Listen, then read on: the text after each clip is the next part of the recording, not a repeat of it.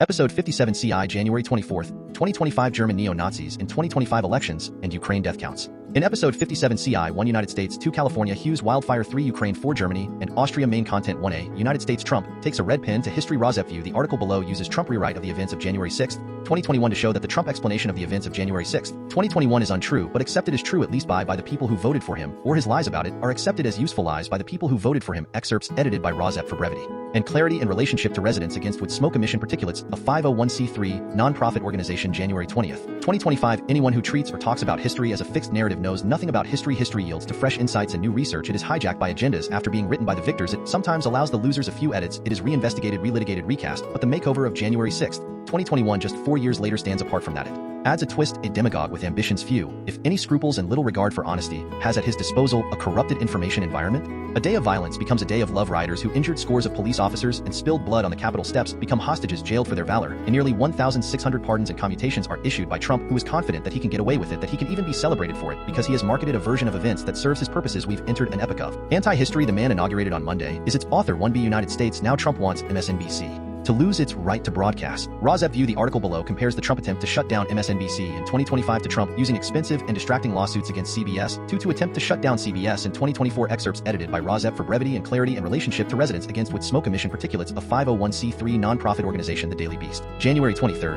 2025. President Donald Trump wants to tear down the stalls he doesn't like in the marketplace of ideas. Reacting to reports that CNN is planning to lay off hundreds of employees amidst a ratings crisis, Trump wrote on his social media platform Truth Social, MSDNC is even worse than CNN. They shouldn't have a right to broadcast. It was a clear shot at MSNBC, with MSDNC being a combination of the Democratic National Convention's DNC and the left-leaning broadcast network MSNBC. After an initial ratings dip following Trump's re-election victory in November, MSNBC clawed its way back in early January 2025 to become the third most watched basic cable network during prime time. Many of its hosts have been frequent critics of Trump's. In October 2025, Trump said CBS should lose its broadcast license over its 60 Minutes interview with his election opponent, former Vice President Kamala Harris. In October, the president took issue with CBS editing out about 75 seconds of a meandering answer Harris gave on Israel during the show's initial broadcast. The network later posted the unedited version on its YouTube channel. Trump, who refused to sit down with 60 Minutes at all, declared it an unprecedented scandal. CBS owner Paramount has considered settling the Trump lawsuit because it plans to merge with Skydance Media, a deal that Trump's Federal Communications Commission needs to approve. The incoming FCC chair has warned Paramount executives that Trump's disapproval of CBS will make the merger review tougher than they expected. Just how far will Trump take his grievance against mean old MSNBC? 1C United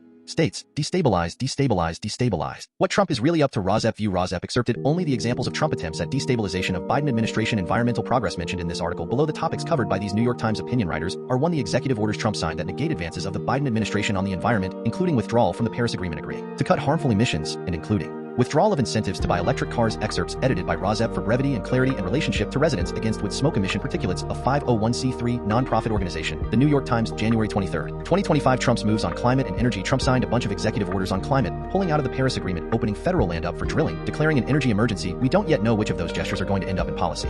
Like a lot of these executive orders, we're really seeing memos. He wants to end subsidies for green energy, but does that include tax incentives, or is it just the direct subsidies? It will be resolved going forward through challenges in the courts, but when it comes to climate, cultural signaling is pretty important. We are decarbonizing in the U.S. because for the last 5 or 10 years coming out of that Paris Agreement, there was an understanding that we were moving in this particular direction toward greener energy, toward cleaner fuels. And when you have a leader like Trump standing up and saying I'm going to say no to all of those initiatives, we're about to see is a test of how much of the green momentum is because of direct investment by green energy companies, and how much of it is the result of policies like Biden's IRA. Trump is trying to both destabilize what has been consensus in the scientific community, plus consensus among a lot of Americans who care about fact-based, science-based evidence, and thwart it on the electric vehicle point. This has been so central to both climate policy in America and attempts to rethink and remake different industries in America. How destabilizing is Trump electric vehicle change and thinking, and who is he trying to appeal to or drive toward? The key question is whether the EV electric vehicle tax incentive survives or not. It is a $7,500 tax incentive, which is significant especially when you're looking at the lower end of the market for American-made cars, and whether his call to ban subsidies includes that or not is the most material question here. We have one really successful American EV company, Tesla. We have a lot of legacy automakers who are inching toward a more EV focus, but have not taken big steps. A lot of those car makers have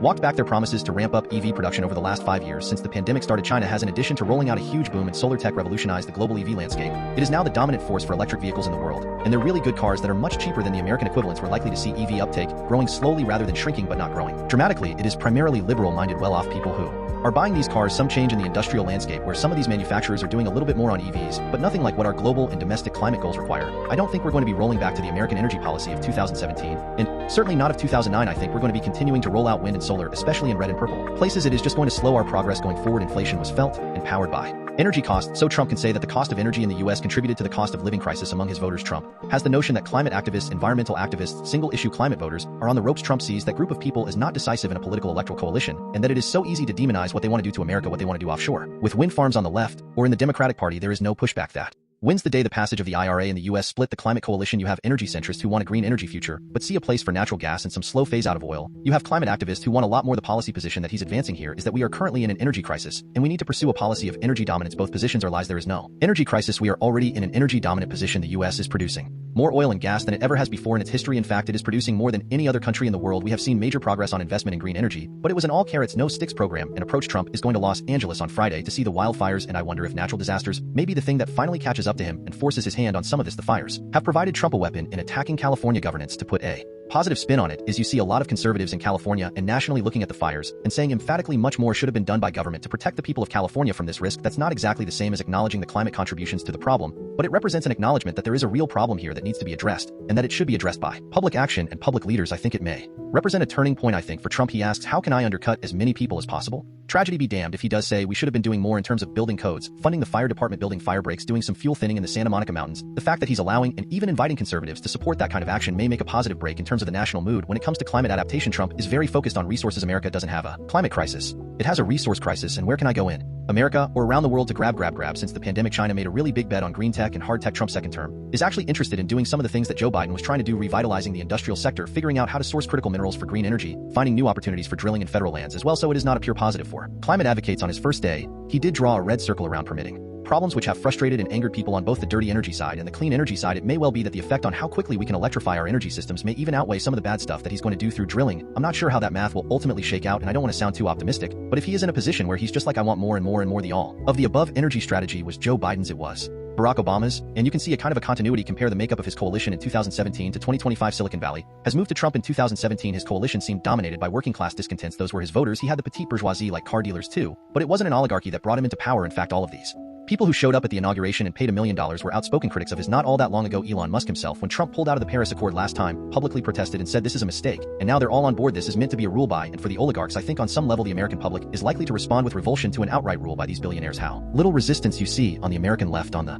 climate front, how little resistance we're seeing on the income inequality and wealth and power front. To California Hughes fire held to 10,000 acres despite dangerous wind conditions. RosEP update on the Hughes fire. The Hughes fire ignited on Wednesday and quickly exploded to more than 10,000 acres, forcing tens of thousands of people to evacuate as of Friday morning, January 24th, 2025. The fire is 36% contained. Approximately 31,000 people are currently under mandatory evacuation orders, while another 23,000 are under evacuation warnings. The National Weather Service (NWS) extended a red flag warning until Friday morning for most of Los Angeles and Ventura counties as winds pushed through the area. From the article headline on January 23, 2025, Los Angeles County Sheriff Robert Luna said the Hughes fire was being fed by high winds and dry conditions. Excerpts edited by RosEP for brevity and clarity in relationship to residents against wood smoke emission particulates. A 501c3 nonprofit organization. The New York Times, January 23, 2025. Firefighters north of Los Angeles made progress Thursday against a brush fire that exploded the day before quickly burning more than 10,000 acres and becoming the third largest fire to menace Southern California this month. The blaze forced officials to issue more than 50,000 evacuation orders and warnings and to close parts of Interstate 5 by Thursday afternoon. Most of the highway had reopened. Many evacuees were able to return home, and the blaze near Castaic Lake, a reservoir about 40 miles northwest of downtown Los Angeles, was 14% contained. The fire continued to burn away from homes and suburbs outside of Santa Clarita and through woody hillsides at a state park. Still, red flag warnings which indicate dangerous fire weather conditions remained in effect for much of Southern California. The National Weather Service office in Los Angeles warned that wind gusts of up to 65 miles per hour could ignite new fires or spread existing ones. The Eaton fire was 95% contained on Thursday. The Palisades fire had burned more than 23,000 acres and